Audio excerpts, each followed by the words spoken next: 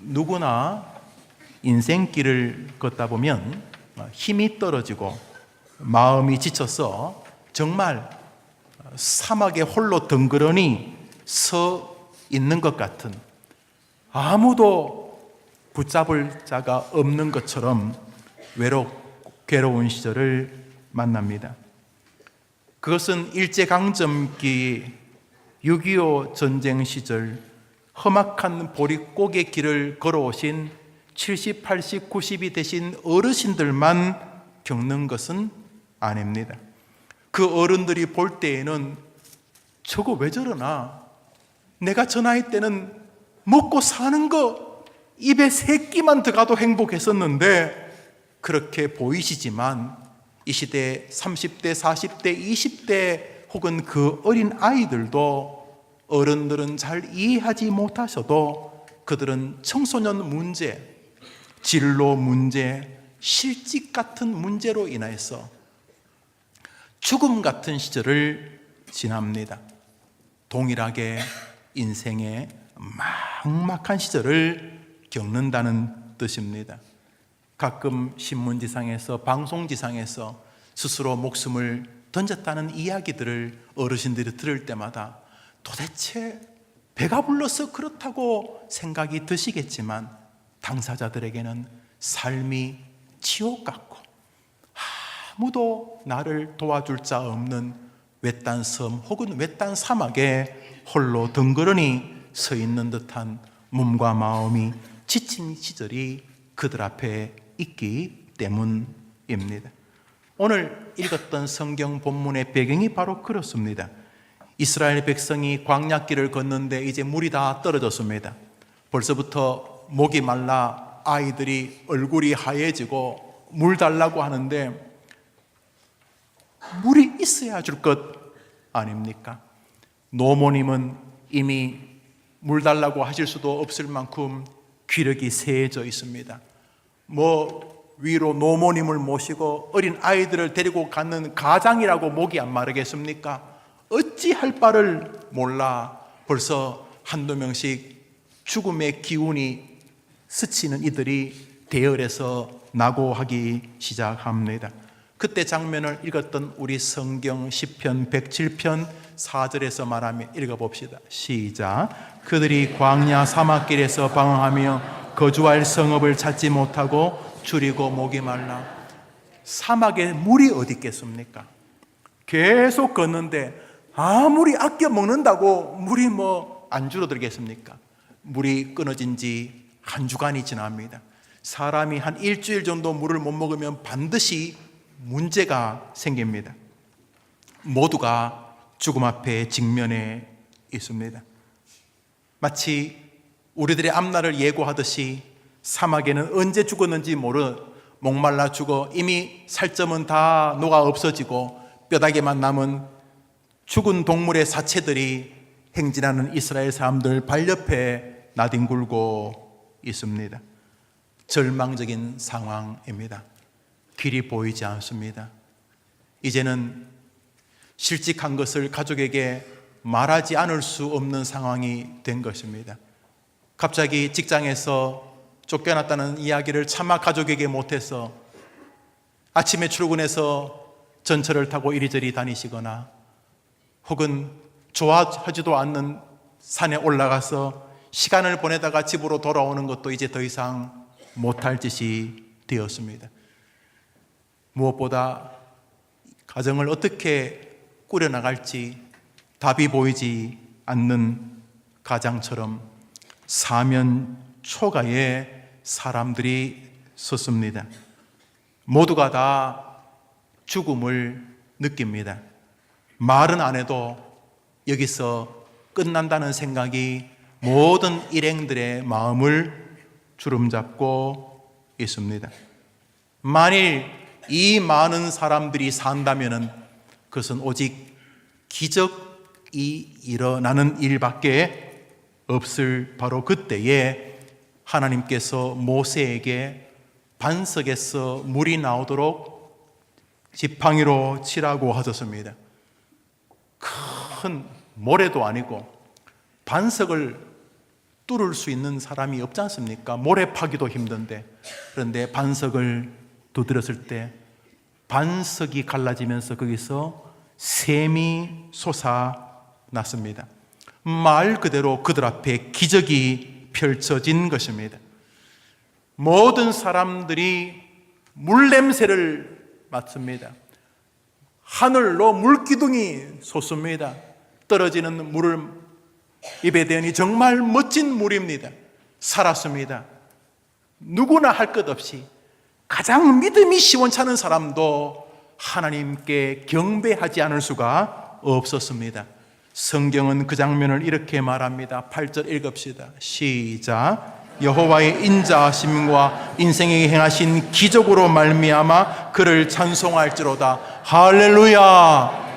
기적이 그들에게 펼쳐졌습니다. 그들도 고백합니다. 기적이 펼쳐졌다. 그들은 그 기적이 하나님이 주신 것을 알았습니다. 기적으로 말미암아 여호와를 찬송하자고 모두가 말했던 것이죠. 여러분의 삶에 하나님의 그런 기적이 임하게 되기를 축복합니다. 죽지 마세요. 기적이 있습니다. 벌써 포기하지 마세요.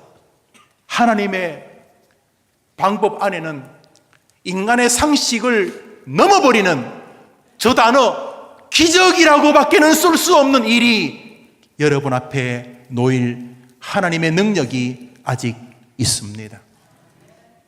벌써 끝나면 안 됩니다. 누가 끝났다고 그랬는데 여러분이 벌써 그런 결정을 짓습니까? 죽어요? 뛰어내린다고요? 길이 없다고요? 처음에는 여러분에게 길이 있었습니까? 사랑하는 여러분, 하나님에게는 길이 있는 줄 믿으시기를 바랍니다. 그들은 모두가 이것이 기적이라는 사실을 알아서 써놨잖아요. 하나님이 행하신 기적으로 말미암아 그들은 모두 하나님을 찬양했습니다. 그런데 성경은 그렇게만 끝나지를 않습니다. 하나님이 기적을 베푸시는데 작은 재료가 있었다고 말씀하고 계시기 때문입니다. 하나님이 우리 따위에 도움이 필요한 분이 아닙니다. 그냥 당신은 아무것도 없는 곳에서 무언가를 창조하는 전능자이기 때문에. 그런데 여러분의 인생에 기적이 임하기를 원하시는 분이 있다면, 특별히 자식을 볼 때, 처음에는 2살, 3살 때부터 아빠라 그랬다고. 다른 애들은 4살, 5살 때 아빠라 그러는데 우리 애는 돌 지나자마자 아빠라 그랬다고. 내가 들어보니 아빠 아니? 그랬는데 그걸 또 우리 애는 어릴 때부터 아빠라 그랬다고.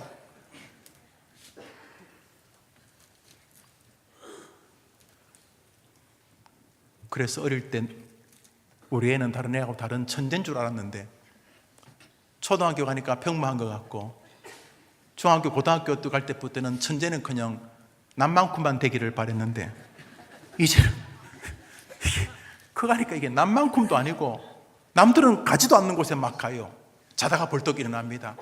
거기 김영호 집이죠? 예, 제가 김영호 M입니다. 경찰서 좀 오십시오. 이렇게. 그래서 목사가 망가지면 그냥 좋아가지고. 그래서 자식에 대해서는 기대가 이제는 평범하게만 살아주기를 바라. 그게 아니. 이거 길이 안 보이는 것 같은. 그러나 하나님에게는 기적이라는 세계가 있습니다.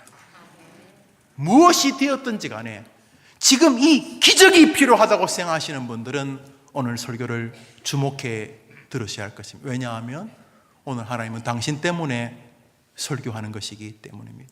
다른 모든 사람은 들러리입니다. 오늘 바로 당신, 기적이 필요한 어떤 여성도, 어떤 기적이 필요한 어떤 남자 성도를 위해서 오늘 하나님이 당신의 종을 통해 말씀하시기 때문인 것입니다. 하나님에게 기적의 길이 있다는 것이 여러분에게 소망이 되는 아침이 되기를 축복합니다.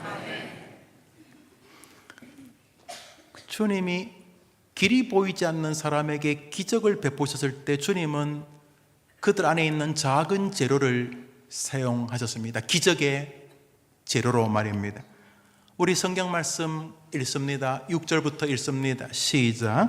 그들이 근심 중에 여호와께 부르짖으매 그들의 고통에서 건지시고 그가 사모하는 영혼에게 만족을 주시며 줄인 영혼에게 좋은 것으로 채워주심이래다. 우리는 저 구절을 가만히 두고 좀 설교를 하겠습니다. 그들 앞에 기적이 일어났는데 그 기적을 가만히 분석을 해보고 분해를 해보니까 그 기적은 그 백성들이 고통 중에서 여호와께 부르짖는 것에 대한 하나님의 긍휼한 반응이었다는 것입니다. 그런데 그 부르짖는 사람이 그냥 뭐 주세요, 싫으면 말고 이런 게 아니라 그 부르짖 안에는 한번 따라합시다. 그가 한번 따라합시다. 하나님이 사모하는 영혼에게 만족을 주시며, 한번 따라합시다. 사모하는 영혼에게, 줄인 영혼에게 좋은 것으로 채워주셨도다. 할렐루야. 그들이 목말라 죽어갈 때 하나님은 예민하게 이스라엘 사람들을 봤다는 거예요. 자식 때문에, 건강 때문에, 경제적인 문제 때문에, 사람들과의 이상한 뒤틀린 관계 때문에 가만히 괴로워하고 있는 사람들을 주님이 지켜보셨는데 어느 시점에 계속 원망이 나고 AC 불평이 나고 더러운 세상, 왜 부모님이 날라가지고 이런 헛소리만 하다가 어느 시점에 그 사람이 자기 자식 때문에 하나님께 부르짖는데, 그냥 부르짖는 게 아니라 간절한 사모함으로 하나님 도와주셔야 합니다. 하나님 아니면 길이 없습니다 하면서 하나님께 사모하는 마음으로 부르짖는 것을 보시고 기적을 베풀어 주셨다는 것입니다. 오늘 이 설교가 고난당하는 이들에게 요긴한 것은 우리 하나님의 불변성 때문입니다. 그때는 이 방식으로 하셨다가 세월이 변했다고 다른 방식으로 하실 일이 없는 분이십니다. 어제나 오늘이나 영원토록 그분이 동일하시기 때문입니다. 그러므로 여러분이 하나님께 하나님을 간절히 하나님 나타나셔야 됩니다. 하나님, 우리 아이 인생에 하나님이 개입하셔야 됩니다. 하나님이 내 인생에 개입하셔야 됩니다. 하나님 간절하게 하나님의 개입을 사모하면은 지금도 기적을 베푸실 준비가 되어 있는 줄 믿으시기를 바랍니다. 아파트를 관리하는 분이 계시죠? 또 학교도 관리하는 분이 계시고, 또 본인이 원장으로서 병원을 관리하는 분도 계실 것입니다. 국정을 관리하는 사람도 있고, 군대를 관리하는 사람도 있을 것입니다.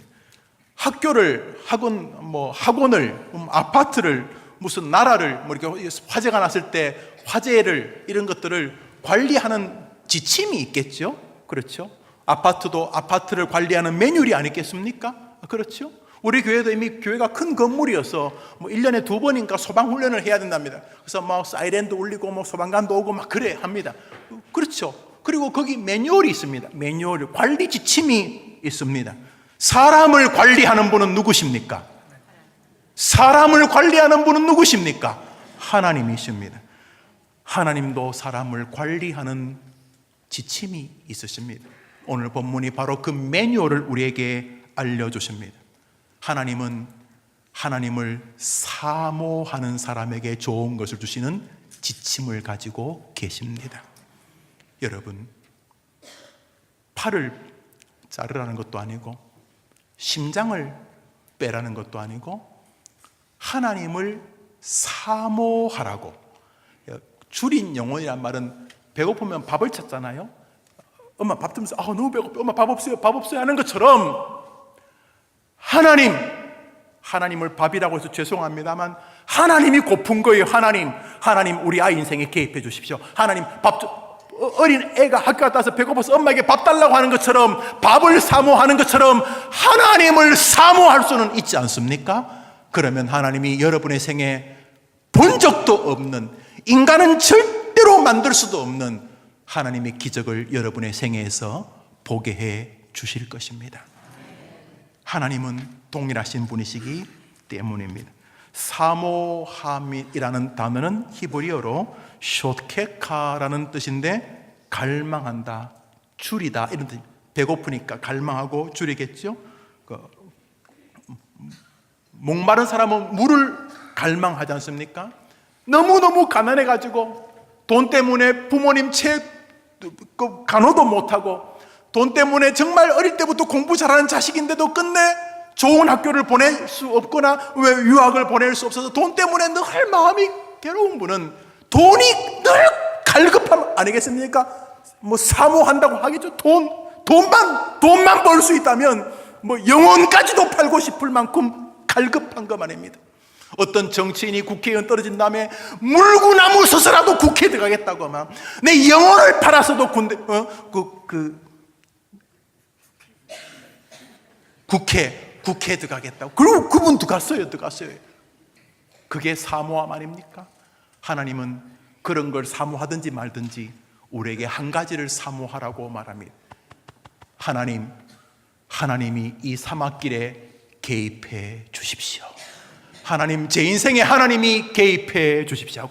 하나님을 갈망하고 하나님을 사모하고 배고파서 밥에 줄인 것처럼 하나님, 나 이 정도 목사 되면 됐으면, 아니 하나님 이 정도로밖에 목회를 못하는 건 비극이니까 하나님 더 하나님의 은혜를 이 목사에게 주십시오. 여러분들도 하나님을 기대하고 사모하면 하나님이 기적을 베푸시는 줄 믿으시고, 하나님의 굶주린 여러분 되기를 축복합니다.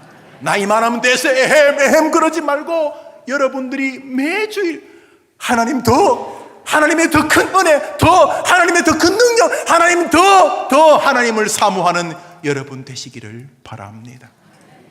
기적이 없다고 말하지 말고, 끝났다고 불평하지 말고, 넷째는 자기라는 팔레스타인 태양에서 한탄만 하고 있지 말고 길이 있음을 믿고 하나님을 사모하시게 되기를 바랍니다. 시편 107편 6절 읽읍시다. 시작.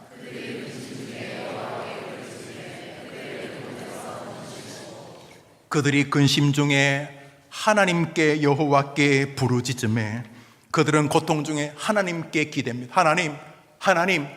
그들은 더 이상 사람을 붙잡지 않습니다. 여호와께 부르짖음. 하나님 목이 마릅니다. 하나님 목이 마릅니다. 하나님. 그들은 하나님을 갈망합니다. 시편 42편 하나님이 좋아했던 사람의 고백입니다. 시작. 하나님이여, 뭘 찾는다고요? 주를 찾기에 하나님께 배고픈 사람이 복된 사람인 줄 믿으시기 바랍니다. 그래서 교회 올 때 아무런 하나님에 대한 기대도 없이 교회를 나오시는 것은 죄송하지만 너무 중요한 것을 놓치시는 것입니다. 하루를 시작하실 때 하나님에 대한 아무런 기대가 없이 다람쥐 쳇바퀴 도는 것이 인생이라고 생각하면서 똑같은 전철, 똑같은 버스, 똑같은 시간, 똑같은 출근, 똑같은 점심시간, 똑같은 퇴근, 똑같은 취침, 이렇게 인생을 사는 것은 비극입니다. 비록 똑같아 보이지만 하나님, 오늘도 출근합니다, 등교합니다. 하나님이 내 인생에 개입해 주시옵소서. 하나님을 갈급해하는 자에게 하나님이 성경 기자가 될 만한 은혜를 주시는 줄 믿으시기를 바랍니다. 모든 믿음의 사람들은 저렇게 하나님 갈급했습니다. 세상 사람이 돈을 갈급해하고 지위를 갈급해할 때 믿음의 사람들은 하나님을 갈급했습니다. 하나님, 저를 도와주십시오. 하나님, 내가 필요한 건 하나님의 선물이 아니라 하나님 당신입니다. 철없을 때는 아버지가 가지고 오는 검은 봉지에 있던 과자 부스러기가 좋았지만 시간이 지날수록 그 아버지를 사랑하면 그 과자 부스러기 같은 비닐봉지보다 아빠가 더 소중한 것처럼 하나님, 내 인생에 도움이 되는 것은 하나님 자신입니다. 하나님, 나를 충만히 하나님으로 채워 주시옵소서. 그러면 저는 어떤 고난에서도 넘어지지 않을 것입니다. 하나님께 줄인 자가 복된 줄 믿으시기를 바랍니다. 우리의 믿음의 선배들은 바로 이 하나님을 붙잡았습니다. 사람들이 관계가 어색해질 때는 바로 그 사람에 대한 기대감이 식을 때입니다. 일명 권태기라고 부를 것입니다. 사람에게 혹은 배우자에게 혹은 직장에 자기 꿈, 자기 인생에 권태기가 오는 것은 그 대상에 대한 기대가 소멸되기 때문입니다. 더 이상 자기 인생에 기대가 없습니다. 더 이상 어떤 사람에게 대한 기대가 없습니다. 기대가 사라지니 갈급함도 없어지는 것입니다. 믿음도 마찬가지입니다. 하나님에 대한 기대가 사라지면 끊임없이 형식적인 신앙이 되어버리고 맙니다. 그래서 가장 건강하지 못한 교회는 오래된 성도들이 새신자들, 초신자들처럼 은혜를 갈망하지 않는 교회입니다. 그래서 신앙 경륜이 많은 사람들은 교회 일하러 혹은 자기에게 맡겨진 교회 사역을 감당하고 분주한데, 초신자들은 은혜를 사모하기 시작합니다. 놀랍게도 그 교회는 그 은혜를 사모한 예수 믿은 지 2개월밖에 안 된 사람을 보시고 하나님이 복을 주시는 것입니다. 때로 중직자가 받지 못한 은혜를 죄 가운데 살다가 주님께로 돌아온, 평생 죄 지옥에 살다가 주님께로 겨우 돌아와 주의 전에 나와 눈물을 쏟는 그 사람에게 더 많은 은혜를 주십니다. 왜 그렇습니까? 그 사람에게 하나님을 향한 갈급함이 있기 때문입니다. 하나님을 갈급하는 신앙은 믿음의 큰 꽃을 피우는, 믿음의 복된 열매를 맺는 싹과 같습니다.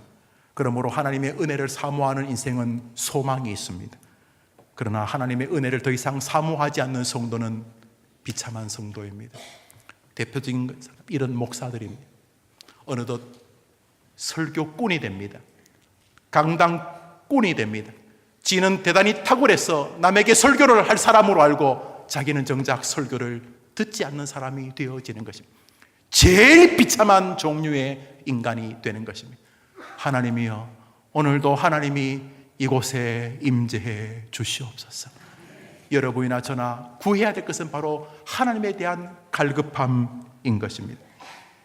신앙의 선배들이 자주 애송하던 문구가 갈망이 없는 신앙생활만큼 이 땅에서 저주받은 신앙생활은 없다는 것입니다. 여러분, 하나님을 향한 갈망이 식은 성도는 불행한 사람입니다. 그래서 매일 하나님에 대한 기도, 하나님, 나는 하나님으로 배부르고 싶습니다. 하나님으로 채워지고 싶습니다. 세상과 나는 간 곳 없어도 주님만 내 안에 있으면 나는 살 수 있습니다. 이렇게 주님에 대한 갈급함이 식어지지 않도록 몸부림쳐야 되고, 주님에 대한 열망이 식어지고, 교회 오는데 아무런 기대가 없어요. 하나님이 오늘도 내게 임재해 주시기를 기대 안 해요. 아침에 눈을 떴는데 오늘 하나님이 내게 기적으로 당신으로 충만해 주시기를 기대하지 않아요. 하나님에 대한 아무런 기대가 없으니 권태기가 발생하는 거예요. 하나님에게 아무런 기대가 없으니 교회 생활이 재미있을 리가 있습니까? 하나님에 대한 아무런 기대가 없으니 찬양하다가 눈물을 흘렸던 시절은 옛날이 되는 것입니다. 하나님에 대한 아무런 기대가 없으니 어린 아이들을 말씀으로 가르치는 감격이 사라진 교사가 되는 것입니다. 그러나 하나님에 대한 갈급함이 뜨거워지면 모든 것이 재편되어지고 여러분 앞에 기적이 놓이는 줄 믿으시기를 바랍니다. 믿음의 향기는 바로 하나님을 갈망하는 사람에게 나는 역사의 선물입니다. 그러므로 갑자기 오래된 성도가 믿음의 향기를 낼 가능성은 제로입니다. 만일 오래된 성도가 믿음의 향기를 내기 시작한다면 그는 다시금 하나님을 갈망하는 사람으로 돌아섰기 때문인 것입니다. 부디 내일 돌아가시더라도, 우리 모르죠. 오늘 오후에 돌아가실지, 5년 뒤에 돌아가실지, 주님이 언제 부르시더라도 그때까지 날마다 하나님을 갈망하는 우리 해림교회가 되기를 주님의 이름으로 축복합니다. 그러면 하나님을 갈망한다는 말은 이해가 될 것 같습니다. 예, 제가 하나님 없이 교회 생활 충분히 했던 것 같습니다. 일하러, 목사는 그냥 설교라는 일하러, 찬양대원은 찬양이라는 일하러, 그냥 일하러, 반주자는 악기하는 일하러, 그냥 일하러 교회를 다녔는데 어느덧 내가 이상해졌습니다. 예, 이제 하나님을 갈망하면서 아침에 눈을 뜨면서 주일을 기다리면서 오늘 주일 예배당에 갔을 때 하나님으로 충만하게 해 주시옵소서. 그러면서 이제 갈망하기 좋습니다. 그런데 총론은 이해가 됩니다만 그게 어떤 의미인지 정서적으로 의식적으로, 지식적으로, 현실적으로, 실천적으로 무슨 의미요? 어떻게 하는 것을 하나님이 우리가 하나님을 사모하고 갈망한다고, 하나님으로 배고파한다고 인정하시겠는가 하는 것입니다. 시편 119편 한 절 읽겠습니다. 시편 119편 123절 시작.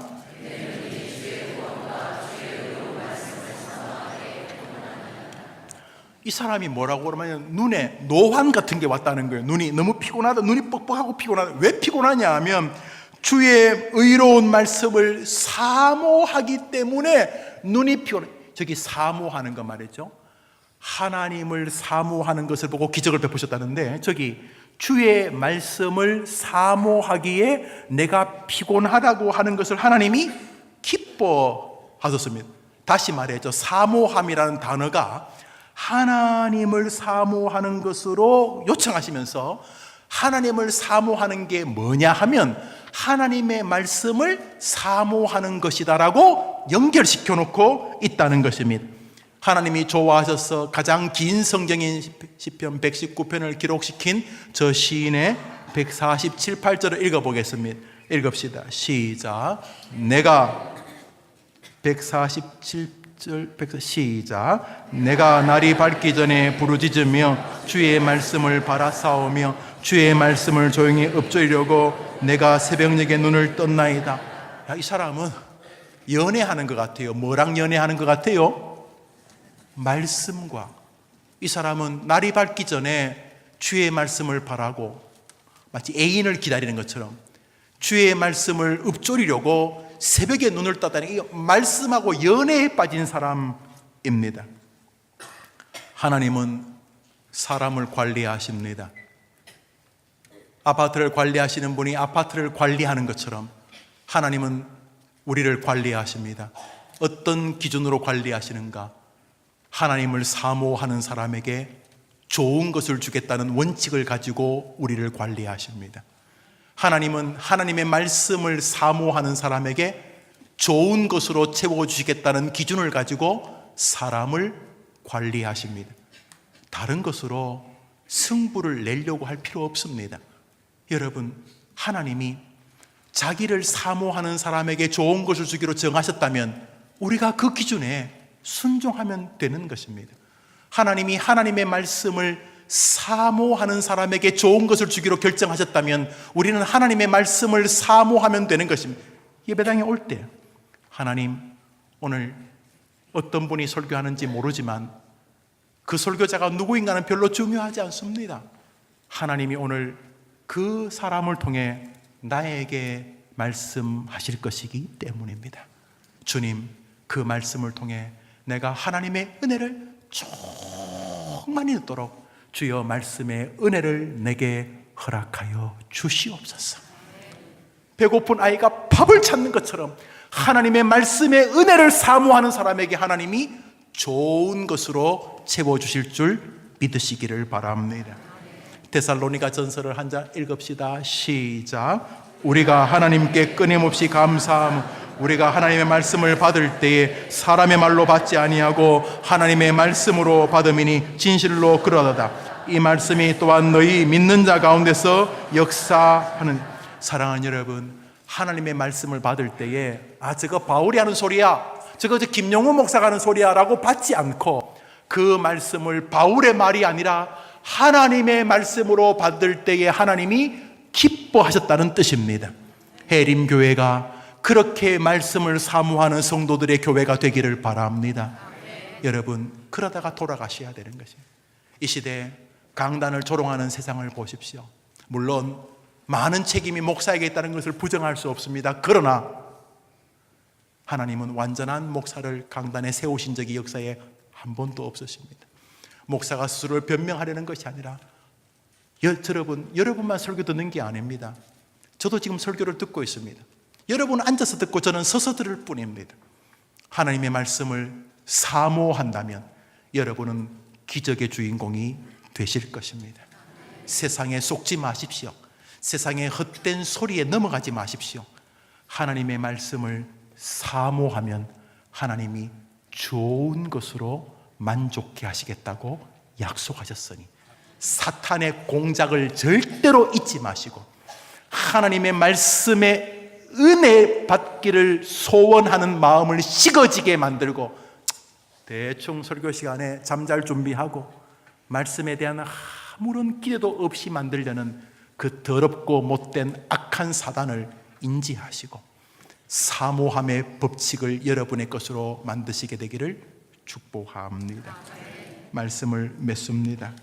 수많은 사람들이 이 땅을 살면서 사모함의 법칙을 모릅니다. 그래서 문제가 발생하면 외부적인 힘을 통해서 문제를 처리하려고 합니다. 외부에 힘 있는 사람, 전화 걸어서 빽댄다는 사람, 외부의 학위, 학벌, 돈 이런 것 가지고 여튼간에 외부의 힘으로 문제를 처리하려고 합니다. 여러분, 진짜 문제를 처리하는 것은 우리가 하나님을 사모하는 믿음을 하나님께 보일 때 발생하는 줄 믿으시기를 바랍니다. 몸이 병들어도 사모할 수는 있습니다. 부유해도 가난해도 사모할 수는 있습니다. 하나님 아버지, 이번 한 주간도 하나님이 내 인생의 해결자이십니다. 하나님이 나와 내 사랑하는 이들에게 하나님으로 충만케 해 주시옵소서.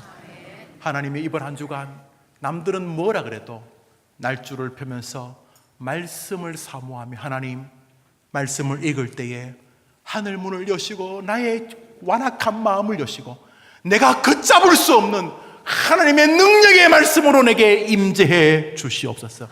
그래서 A라는 판단이 잘못되었다면 하나님의 뜻으로 B를 힘있게 후회하지 않고 결정할 수 있도록 주님 말씀으로 나를 충만케 해 주시옵소서.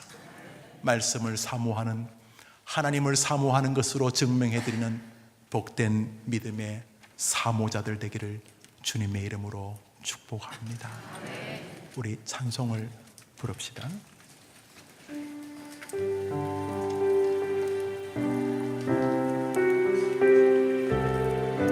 예, 하나님 당신이 전부입니다. 찬양하라 내 영혼아, 찬양하라 내 영혼아. 당신이 최고의 힘이십니다. 당신에게 달렸습니다. 오 하나님, 당신에게 달렸습니다. 당신을 갈급해야 합니다. 한 번 더 찬양하라 내 영혼. 예, 당신만이 나의 구주십니다. 당신이 내 인생의 흥망성쇠의 결정권자입니다. 내가 하나님을 경배합니다.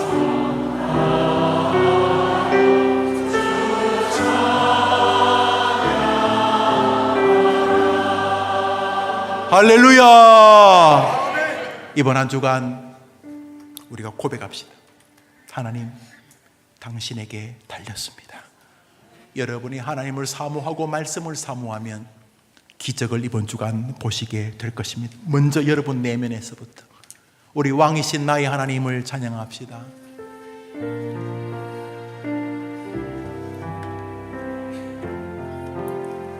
고백합니다.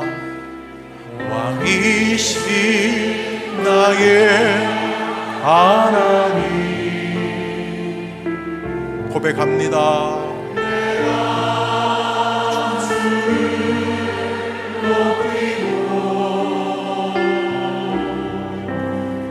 영원히 주의 이름을 송축하리이다. 우리 마음을 다해서 왕이신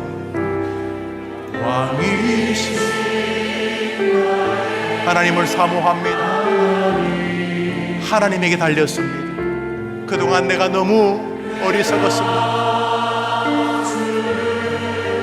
하나님 없이도 뭐 이빨이 없으면 잇몸으로 살지 교만했었습니다. 이제는 하나님 없이 안 됩니다. 나의 삶과 나의 죽음이 하나님 손에 있습니다. 오 하나님, 나는 이제 주님만을 경배합니다.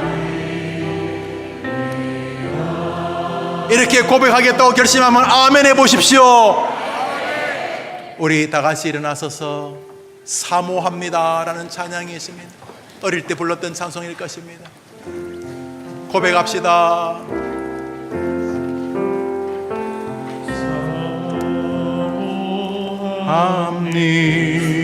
합니다.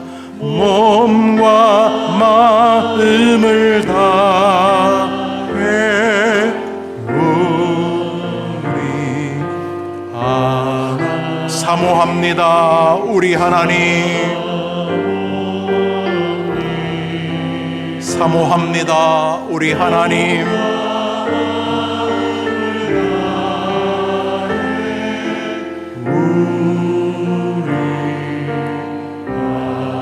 사모합니다. 사모하는 영혼을 만족해 하십니다.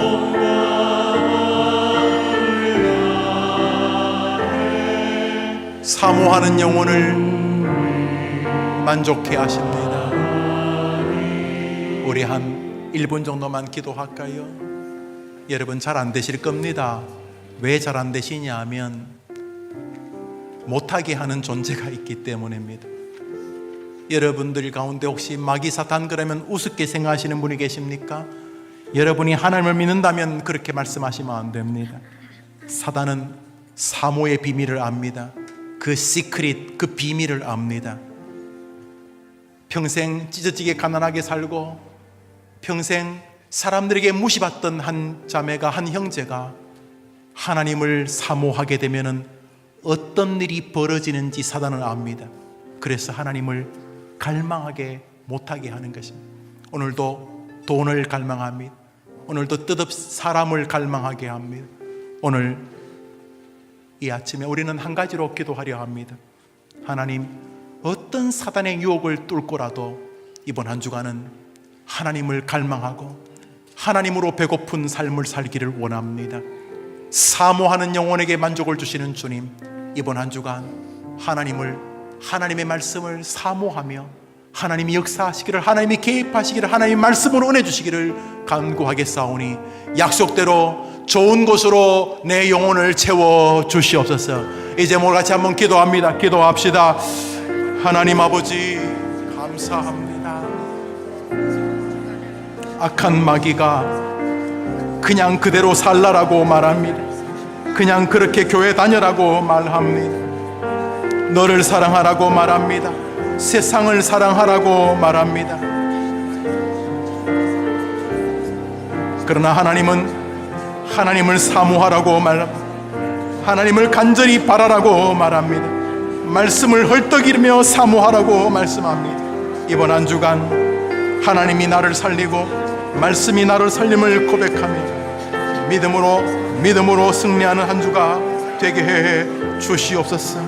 그가 사모하는 영혼에게 만족을 주시며 줄인 영혼에게 좋은 곳으로 채워 주심이로다.